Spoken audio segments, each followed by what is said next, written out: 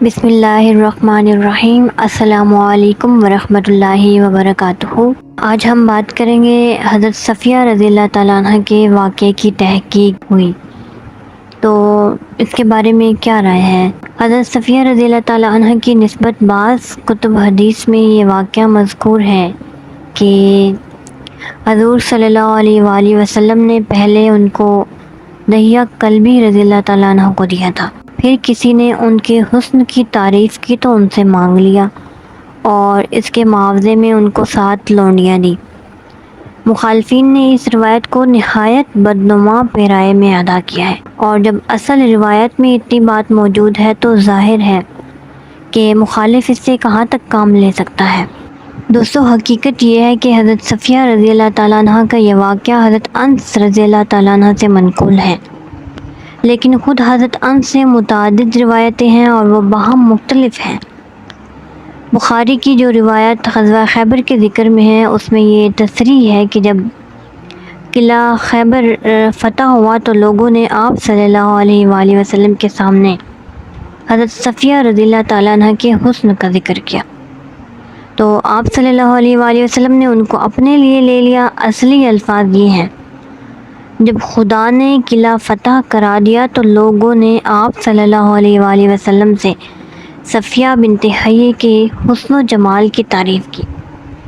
اس کا شوہر اس جنگ میں مارا گیا تھا، حضور صلی اللہ علیہ وآلہ وسلم نے اس کو اپنے لیے پسند کر لیا۔ لیکن بخاری کتاب الصلاۃ میں باب ما یذکر فی الفخذ، صحیح مسلم باب فضل عتق الامۃ میں خود حضرت انس رضی اللہ تعالیٰ عنہ کی یہی روایت اس طریقے سے منقول ہے کہ جب لڑائی کے بعد قیدی جمع کیے گئے تو حضرت دحیہ کلبی رضی اللہ تعالیٰ عنہ نے حضور صلی اللہ علیہ وسلم سے درخواست کی کہ ان میں سے ایک لونڈی مجھ کو عنایت ہو۔ آپ صلی اللہ علیہ وآلہ وسلم نے ان کو اختیار دیا کہ خود جا کر کوئی لونڈی لے لو۔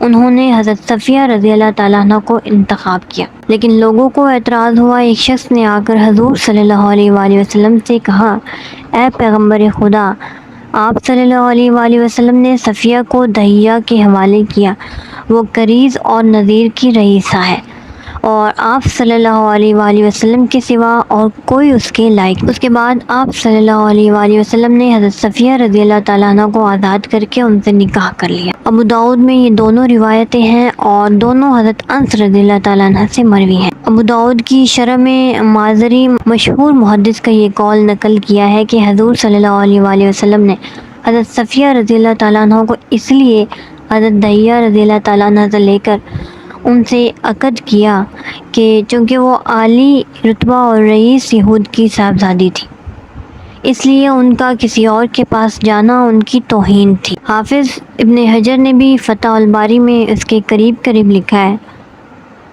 یہ ظاہر ہے کہ حضرت صفیہ رضی اللہ تعالیٰ عنہ خاندان کے تباہ ہونے کے بعد خاندان سے باہر بیوی یا کنیز بن کر رہتی۔ وہ رئیس خیبر کی بیٹی تھی، ان کا شوہر بھی قبیلہ نذیر کا رئیس تھا، باپ اور شوہر دونوں قتل کیے جا چکے تھے۔ اس حالت میں ان کے پاس خاطر حفظ مراتب اور رفع غم کے لیے اس کے سوا اور کوئی تدبیر نہ تھی کہ حضور صلی اللہ علیہ وآلہ وسلم ان کو اپنے عقد میں لے لے۔ وہ کنیز ہو کر بھی رہ سکتی تھی، لیکن حضور صلی اللہ علیہ وآلہ وسلم نے ان کی خاندانی عزت کے لحاظ سے ان کو آزاد کر دیا اور پھر نکاح پڑھایا۔ مسند ابن حنبل میں ہے کہ آپ صلی اللہ علیہ وآلہ وسلم نے ان کو اختیار دیا کہ وہ آزاد ہو کر اپنے گھر میں چلی جائے یا آپ صلی اللہ علیہ وآلہ وسلم کے نکاح میں آنا قبول کرے۔ انہوں نے دوسری صورت پسند کی، یعنی کہ وہ حضور صلی اللہ علیہ وآلہ وسلم کے نکاح میں آ جائے۔ حسن خلق، رحم اور مصیبت زدہ کی چارہ نوازی کے علاوہ سیاسی اور مذہبی حیثیت سے بھی یہ کارروائی نہایت موزوں اور بجا تھی۔ اس قسم کے طرز عمل سے عرب کو اسلام کی طرف رغبت اور کشش ہوتی تھی کہ اسلام اپنے دشمنوں کے ورثے کے ساتھ بھی کسی قسم کا محسنانہ اور ہمدردانہ سلوک کرتا ہے۔ فتح کے بعد حضور صلی اللہ علیہ وآلہ وسلم نے چند روز خیبر میں قیام کیا، اگرچہ یہود کو کامل امن و امان دیا گیا اور ان کے ساتھ ہر طرح کی مراعات کی گئی، تاہم ان کا طرز عمل مفسدانہ اور باغیانہ رہا۔ پہلا دیباچہ یہ تھا کہ ایک دن زینب نے، جو سلام بن مشکم کی بیوی اور مرحب کی بھاوج تھی، حضور صلی اللہ علیہ وآلہ وسلم کی چند صحابہ رضی اللہ تعالیٰ عنہ کے ساتھ دعوت کی۔ آپ صلی اللہ علیہ وآلہ وسلم نے فرط کرم سے قبول فرمایا۔ زینب نے کھانے میں زہر ملا دیا تھا۔ آپ صلی اللہ علیہ وآلہ وسلم نے ایک لقمہ کھا کر ہاتھ کھینچ لیا، لیکن حضرت بشر رضی اللہ تعالیٰ عنہ بن برار نے پیٹ بھر کر کھایا اور زہر کے اثر سے بلا کر ہلاک ہو گئے۔ حضور صلی اللہ علیہ وآلہ وسلم نے زینب کو بلا کر پوچھا، اس نے جرم کا اقبال کیا؟ یہود نے کہا، ہم نے اس لیے زہر دیا کہ آپ صلی اللہ علیہ وآلہ وسلم پیغمبر ہیں، تو زہر خود اثر نہ کرے گا، اور پیغمبر نہیں ہے تو ہمیں آپ صلی اللہ علیہ وآلہ وسلم کے ہاتھ سے نجات مل جائے گی۔ حضور صلی اللہ علیہ وآلہ وسلم کبھی اپنی ذات کے لیے کسی سے انتقام نہیں لیتے تھے، اس بنا پر آپ نے زینب سے تعارض نہیں فرمایا، لیکن جب وہ 3 دن کے بعد حضرت بشر رضی اللہ تعالیٰ عنہ زہر کے اثر سے انتقال کر گئے تو وہ قصاص میں قتل کر دی گئی۔ ایک دفعہ صحابہ میں سے حضرت عبداللہ بن سہیل رضی اللہ تعالیٰ عنہ اور حضرت مہیسہ رضی اللہ تعالیٰ عنہ قحط سالی کے زمانے میں خیبر گئے۔ یہود نے حضرت عبداللہ کو دھوکے سے قتل کر کے ایک نہر میں ڈال دیا۔ حضرت مہیسہ نے حضور صلی اللہ علیہ وآلہ وسلم کی خدمت میں آ کر واقعہ بیان کیا۔ آپ نے فرمایا کہ تم قسم کھا سکتے ہو کہ یہودیوں نے قتل کیا؟ عرض کیا کہ حضور صلی اللہ علیہ وآلہ وسلم، وہ تو 50 مسلمانوں کو قتل کر کے بھی جھوٹی قسم کھا لیں گے، غرض حضور صلی اللہ علیہ وآلہ وسلم نے یہود سے تعارض نہیں کیا اور بیت المال سے مقتول کا خون بہا دلا دیا۔ حضرت عمر رضی اللہ تعالیٰ عنہ کے زمانہ خلافت میں یہود نے حضرت عبداللہ بن عمر کو سوتے میں کوٹھے پر سے گرا دیا کہ ان کا ہاتھ اور پاؤں ٹوٹ گیا۔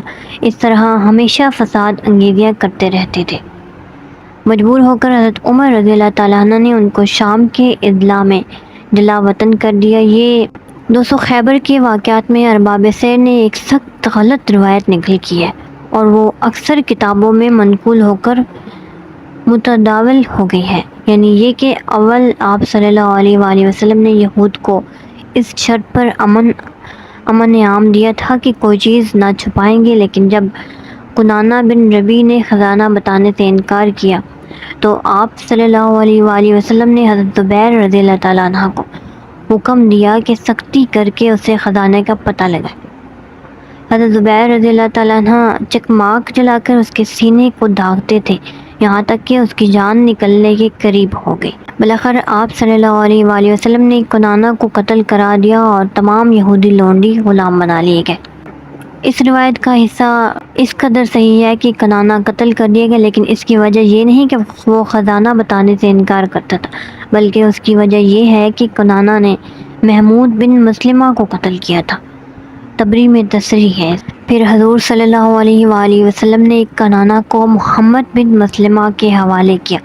انہوں نے اپنے بھائی محمود بن مسلمہ کے قصاص میں اس کو قتل کر دیا۔ باقی روایت کا یہ حال ہے کہ یہ روایت تبری اور ابن ہشام دونوں نے ابن اسحاق سے روایت کی ہے، لیکن ابن اسحاق نے اوپر کی کسی راوی کا نام نہیں بتایا۔ محدثین نے رجال کی کتابوں میں تصریح کی ہے کہ ابن اسحاق یہودیوں سے مغازی نبوی صلی اللہ علیہ وآلہ وسلم کے واقعات روایت کرتے تھے، تو اس روایت کو بھی انہی روایتوں میں سمجھنا چاہیے، اور یہی وجہ ہے کہ ابن اسحاق راویوں کا نام نہیں لیتے۔ کسی شخص پر خزانہ بتانے کے لیے اس قدر سختی کرنا کہ اس کے سینے پر چکماک سے آگ جھاڑی جائے، رحمت للعالمین صلی اللہ علیہ وآلہ وسلم کی شان اس سے بہت ارفع ہے۔ وہی شخص جو اپنے زہر دینے والے سے مطلق تعارض نہیں کرتا، کیا چند سکوں کے لیے کسی کو آگ سے جلانے کا حکم دے سکتا ہے؟ دوستو، اصلی واقعہ اس قدر تھا کہ کنانہ بن ابی الحقیق کو اس شرط پر امان دی گئی تھی کہ کسی قسم کی بدعہدی اور خلاف بیانی نہ کرے گا، بلکہ ایک روایت میں ہے کہ اس نے یہ بھی منظور کیا تھا کہ اگر اس کے خلاف اس نے کچھ کیا تو وہ قتل کا مستحق ہوگا۔ کنانہ نے بدعہدی کی اور جو امن اس کو دیا گیا تھا وہ ٹوٹ گیا۔ کنانہ نے محمود بن مسلمہ کو قتل کیا تھا، اب اس کے قصاص میں وہ قتل کر دیا گیا۔ جیسا کہ ابھی میں نے تبری کی روایت آپ لوگوں سے شیئر. تو گائز آج کی ویڈیو کو یہیں پر اینڈ کرتی ہوں، اور میرے خیال سے خیبر کا جو واقعہ غزوہ خیبر اس کا بھی اختتام کرتی ہوں. آگے مزید واقعات ہیں، تفصیلات ہیں، لیکن جو مین بات تھی وہ میں نے آپ لوگوں کے ساتھ شیئر کی، اور آئی ہوپ آپ لوگ کو سمجھ آ گئی ہوگی. اس ویڈیو کے متعلق اپنی رائے کا اظہار مجھے ضرور دیجیے گا کمنٹ سیکشن میں، اور جو چینل پر نیو آئے ہیں وہ چینل کو ضرور سبسکرائب کریں، اور آپ سب کے سپورٹ کرنے کا بہت زیادہ شکریہ. تھینک یو سو مچ. اللہ حافظ.